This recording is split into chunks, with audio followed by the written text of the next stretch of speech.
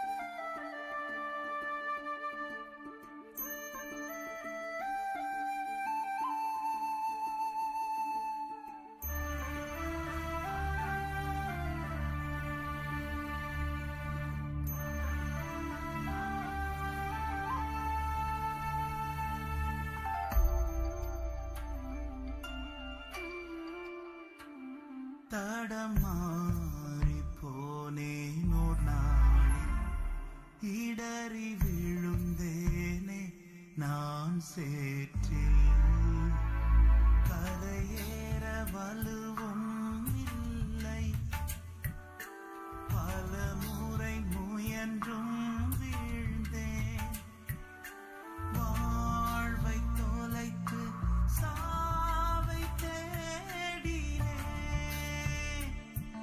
என் வாழ்வை தொலைத்து சாவை தேடினேன்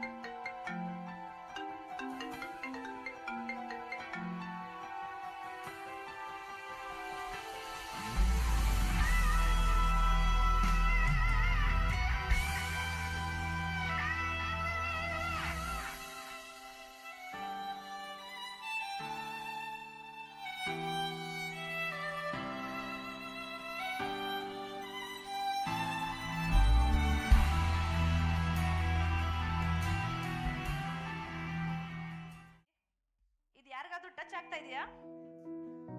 ಫೀಲ್ ಆಯ್ತಲ್ರಿ? ನಾನು ನಂಬ್ತೀನಿ ದೇವರ ಅನೇಕರ ಮನಸ್ಸುಗಳನ್ನ ಇಲ್ಲಿ ಮುಟ್ಟಿದ್ದಾರೆ ಅಂತ. ಈ ಒಂದು ಸ್ಕಿಟ್ಟಿನ ಹೆಸರು ರಾಂಗ್ ಕಾಲ್ ಅಂದ್ಬಿಟ್ಟು. ಇವಾಗ ನೀವು ನೋಡಿದ್ರೆ ಇದರಲ್ಲಿ ಏನೇನು ಆಯ್ತು, ಒಂದು ಹುಡುಗಿ ಆಗ್ಲಿ ಅಥವಾ ಒಂದು ಹುಡುಗಾಗ್ಲಿ ಯಾರಿಗೂ ಅನ್ವಯಿಸುತ್ತೆ ವಿಷಯ. ನಾವೆಲ್ಲರೂ ಈ ಕರ್ನಾಟಕದ ಮೂಲಕ ಕಲ್ತ್ಕೊಳ್ಳೋದೇನಂದ್ರೆ, ನಮ್ ಗ್ರಹಿಕೆಗೆ ತರಬೇಕಾಗಿರೋ ವಿಷಯ ಏನಂದ್ರೆ, ನಾವೆಲ್ಲರೂ ಹೆಣ್ಣಾಗಿ ಹುಟ್ಟಿದ ಮೇಲೆ ಈ ಯೌವನಾವಸ್ಥೆಯಿಂದ ಹಾದು ಹೋಗ್ತೇವ್ರಿ. ಆ ಸಮಯದಲ್ಲಿ ನಮ್ಮ ಜೀವಿತದಲ್ಲಿ ಅನೇಕ ಸಂಗತಿಗಳು ನಡೀತವೆ. ಇದು ಬರೀ ಒಂದು ಸ್ಕಿಟ್ ಅಲ್ಲ, ಬಟ್ ಅನೇಕರ ಜೀವಿತದ ಒಂದು ಭಾಗವಾಗಿದೆ. ನಾವು ಯಾವಾಗ ನಮ್ಮ ಜೀವಿತವನ್ನ ದೇವರ ಚಿತ್ತಕ್ಕೆ ಒಪ್ಪಿಸ್ಕೊಡ್ತೇವಿ, ನಾವು ಪ್ರಾರ್ಥನೆಯಲ್ಲಿ ಬೆಳಿಲಿಕ್ಕೆ ಪ್ರಯತ್ನ ಮಾಡ್ತೇವಿ, ಅದೇ ಸಮಯದಲ್ಲಿ ಸೈತಾನನು ಬಂದು ನಮಗೆ ಡಿಸ್ಟ್ರಾಕ್ಷನ್ ಅನ್ನ ತರ್ತಾನ್ರಿ. ಆ ಡಿಸ್ಟ್ರಾಕ್ಷನ್ ಏನೇ ಆಗಿರಬಹುದು, ಒಂದು ಬಾಯ್ ಫ್ರೆಂಡ್ ಆಗಿರ್ಬೋದು, ಒಂದು ಫ್ರೆಂಡ್ಸ್ ಆಗಿರ್ಬೋದು, ಮೊಬೈಲ್ ಅಂದ್ರೆ ನಾವು ಇವಾಗ ಯೂಸ್ ಮಾಡ್ತಿರೋ ಮೊಬೈಲ್ ಇಂದ ಸೋಷಿಯಲ್ ಮೀಡಿಯಾ ನಮ್ಗೆ ಅನೇಕ ರೀತಿಯಿಂದ ಪ್ರಭಾವ ಬೀರ್ತದೆ, ಅದಾಗಿರಬಹುದು.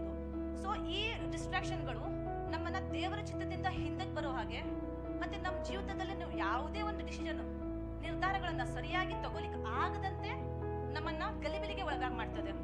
ಸೊ ಅದಕ್ಕೋಸ್ಕರ ನಾವು ಸರಿಯಾಗಿ ನಿರ್ಧಾರ ತಗೋಲಿಕ್ಕೆ ಏನ್ ಮಾಡ್ಬೇಕು ಅಂತ ನಾವು ನೋಡ್ಕೊಳ್ಳೋಣ. ಇದರಲ್ಲಿ ಒಂದು 5 ಹಂತ ಇದೆ.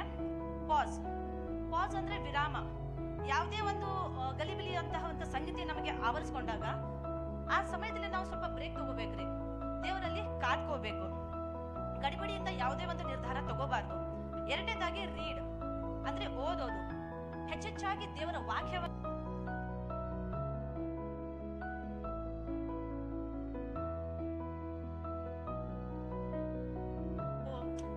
ಆನ್ಸರ್ ಅನ್ನ ದೇವರು ಆ ವಾಕ್ಯಗಳ ಮುಖಾಂತರ ನಮ್ಗೆ ಕೊಡ್ತಾರ್ರಿ. ಮೂರನೇದಾಗಿ ಆಸ್ಕ್ ಅಂದ್ರೆ ಕೇಳೋದು. ನಮ್ ಜೀವಿತದಲ್ಲಿ ಇಲ್ಲಿ ಇರೋ ಪ್ರತಿಯೊಬ್ಬರ ಜೀವಿತದಲ್ಲಿ ಯಾರಾದ್ರೂ ಒಂದು ದೇವರಲ್ಲಿ ಬೆಳೆದಿರೋ ಒಂದು ಬೆಸ್ಟ್ ಫ್ರೆಂಡ್ ಅಂತ ಇರ್ತಾರ, ಯಾರೇ ಆಗಿರಬಹುದು. ಇಲ್ಲ ಸಭಾ ಪಾಲಕರು ಇರ್ತಾರೆ, ಅಥವಾ ನಮ್ಮನ್ನ ಹುಟ್ಟಿಸಿದ ತಂದೆ ತಾಯಿಗಳು. ಅವರಲ್ಲಿ ನಾವು ಆ ಸಮಾಲೋಚನೆ ಮಾಡ್ಕೊಂಡ್ಬಿಟ್ಟು ಆ ಒಂದು ಪರಿಸ್ಥಿತಿಯನ್ನ ಅದು ಸರಿಯಾಗಿ ನಿರ್ಧಾರ ತಗೊಳ್ಳೋ ಹಾಗೆ ನಮ್ಮ ಜೀವನನ ನಾವು ಸರಿಪಡಿಸ್ಕೋಬೇಕು. ನಾಲ್ಕನೇದಾಗಿ ಈಲ್ಡ್ ಅಂದ್ರೆ ಮಣಿಯುವುದು, ಅಂದ್ರೆ ಒಪ್ಪಿಸ್ಕೊಡೋದು. ಸೊ ಅದಕ್ಕೋಸ್ಕರ ಯೇಸು ಸ್ವಾಮಿ ನಮ್ಗೆ ಒಂದು ಮಾದರಿ ಆಗಿದ್ದಾರೆ. ಅದೇನಂದ್ರೆ ನಮ್ ಪರಿಸ್ಥಿತಿಯನ್ನ ಅಥವಾ ನಮ್ಮ ಜೀವಿತವನ್ನ ನಾವು ದೇವರ ಚಿತ್ತಕ್ಕೆ ಒಪ್ಪಿಸ್ಕೊಡುವಾಗ ದೇವರು ನಮ್ಗೆ ಒಂದು ಉತ್ತಮವಾದ ಮತ್ತೆ ಒಂದು ಸುಂದರವಾದ ಮಾರ್ಗವನ್ನ ಸಿದ್ಧ ಮಾಡಿಕೊಡ್ತಾರೆ. ಸೊ ನಾವಿವಾಗ ಇದೇನೆಲ್ಲ ನಾವು ಹೇಳ್ಕೊಂಡ್ವಿ, ಪಾಸ್, ರೀಡ್, ಆಸ್ಕ್, ಈಲ್ಡ್. ಇದನ್ನ ನಾವು ಒಂದು ಕ್ರಮವಾಗಿ ನಾವು ಇಟ್ಟು ನೋಡುವಾಗ ಅದು ಪ್ರೇ ಅಂತ ಬರ್ತದೆ. ಎಲ್ಲದ್ದು ಫಸ್ಟ್ ಆಲ್ಫಾಬೆಟ್ ಏನಿದೆಯಲ್ಲ ಅದು ಪ್ರೇ ಅಂತ ಬರ್ತದೆ. ಹೌದು, ನಮ್ದು 5ನೇ ಏನ್ ಹಂತ ಇದೆಯಲ್ಲ ಅದು ಪ್ರೇಯರ್ ಆಗಿದೆ ರೀ. ಸೊ ನಾವು ಯಾವಾಗೆಲ್ಲ ಪ್ರಾರ್ಥನೆಯಲ್ಲಿ ನಮ್ಮ ಜೀವನನ ಇನ್ನೂ ಹೆಚ್ಚೆಚ್ಚಾಗಿ ಬೆಳೆಸ್ಕೊಳ್ತೇವೆ, ಆ ಪರಿಸ್ಥಿತಿಯಲ್ಲಿ ನಮ್ಗೆ ಗೊತ್ತಾಗುತ್ತೆ ಈ ಬರ್ತಿರೋ ಸಂಗತಿಗಳು ಸೈತಾನನಿಂದ ಬಂದಿರೋದು ಅಥವಾ ದೇವರ ಆತ್ಮದಿಂದ ಬಂದಿರೋದು, ಇದಕ್ಕೆ ನಾವು ಒಳಗಾಕ್ಬೇಕು ಬೇಡವೋ ಅನ್ನೋದು. ಸೊ ಈ ರೀತಿಯಾಗಿ ನಮ್ಮ ಜೀವನವನ್ನ ನಾವು ಸರಿಪಡಿಸ್ಕೋಬೇಕು. ಮೊದಲೇ ಥೆಸಲೋನಿಕ 5:17 ಎಡಬಿಡದೆ ಪ್ರಾರ್ಥನೆ ಮಾಡಿರಿ ಅಂತ ನಮ್ಗೆ ಹೇಳ್ಕೊಡ್ತದೆ. ಸೊ ಅದೇ ರೀತಿ ನೋಡಿ, ಇವಾಗ ನಾವು ಸ್ಕಿಟ್ ಅನ್ನು ನೋಡಿಕೊಂಡಿರೋ ಪ್ರಕಾರ ಅವರು ಮುಂಚೆ ಸ್ವಲ್ಪ ತಪ್ಪುಗಳನ್ನು ಮಾಡ್ತಾರ, ಆಮೇಲೆ ದೇವರಲ್ಲಿ ಅವರು ತಮ್ಮನ್ನ ಮತ್ತೊಂದಾವರ್ತಾಗಿ ಅವರು ಒಪ್ಪಿಸ್ಕೊಟ್ಟಾಗ ದೇವರನ್ನ ಮತ್ತೆ ಕ್ಷಮಿಸಿ ತಪ್ಕೋತಾರೆ. ಸೊ ಇವಾಗ ದೇವರ ದಯ ನಮ್ಮನ್ನ ಎಂದೂ ಬಿಟ್ಟು ಹೋಗೋದಿಲ್ಲ ಅನ್ನೋದು ನಾವು ನೋಡ್ಕೊಂಡು ಇದ್ರಲ್ಲಿ. ಸೊ ದೇವರು ಒಂದು ಆಗಲೇ ನಾವು ಒಂದು ಸ್ಕಿಟ್ ಅಲ್ಲಿ ನೋಡ್ಕೊಂಡಿರೋ ಪ್ರಕಾರ ಒಂದು ಕುರಿಮರಿ ಕಳೆದು ಹೋಗಿರೋದು ನೋಡ್ತೀವಿ. 99 ಕುರಿಮರಿಗಳು ದೇವರನ್ನ ನಂಬಿಕೊಂಡು ಅವ್ರ ಜೊತೆ ನಡೀತಾ ಇದ್ರು ಸಹಿತ ಆ ಒಂದು ಕಳೆದು ಹೋಗಿರೋ ಕುರಿಮರಿಯನ್ನ ದೇವರು ಹುಡುಕ್ಲಿಕ್ಕೆ ಹೋಗ್ತಾರ. ಅದನ್ನು ಎಂದೂ ಒಬ್ಬಂಟಿಯಾಗ ದೇವ್ರು ಬಿಡಲ್ಲ. ಸೊ ಇದನ್ನ ನಾವು ಅರ್ಥಕೋಬೇಕು. ಯಾವುದೇ ಪರಿಸ್ಥಿತಿ ಇರ್ಲಿ, ಏನೇ ಇರ್ಲಿ, ದೇವರ ಮೇಲೆ ನಾವು ಪೂರ್ತಿಯಾಗಿ ಭಾರ ಹಾಕ್ಬೇಕು. ಈ ಒಂದು ಸ್ಕಿಟ್ ಇಲ್ಲಿ ಕುಳಿತುಕೊಂಡಿರೋ ಪ್ರತಿಯೊಬ್ಬರಿಗೂ ಮನಸ್ಸಿಗೆ ತಾಗಿದೆ, ದೇವರ ಸ್ಪರ್ಶ ಮಾಡಿದ್ದಾರೆ, ಅದನ್ನ ನೀವು ಅನುಭವಿಸಿದ್ದೀರಾ ಅಂತ ನಾನು ನಂಬ್ತೇನೆ.